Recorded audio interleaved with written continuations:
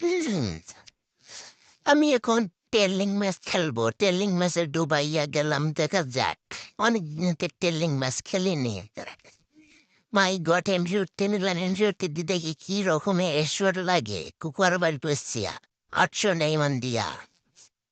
না, উৎফিকান মান দিলেও হবে না, উৎফিকান দিয়ে খেলতে হবে, এটা হিসাব বাদ। ওয়ান টেপ খেলবো, one tap, only one tape.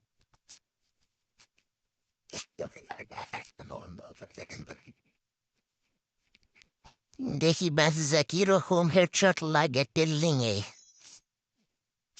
টেলিয়ান scene দেখা যাক কে মারে রে।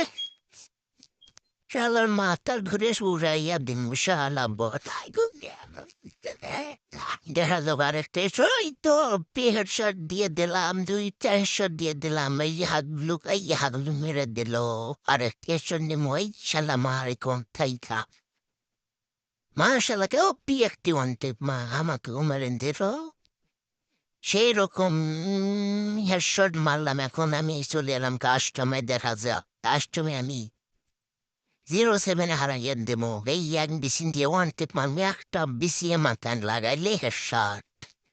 দেখা যাক হেই, মার একটা রাউন্ড মেরে দিল। আচ্ছা ওটা সাইড দেই তো, আমি একটা ওটা ব্যাপার না, কিন্তু না একটুকে আমি কখনো মাথায় সারা পাশলাতে মারবে না। একটা লাগাইছে, আরেকটা এক বিসি একটা বিচির মাথা সই হও।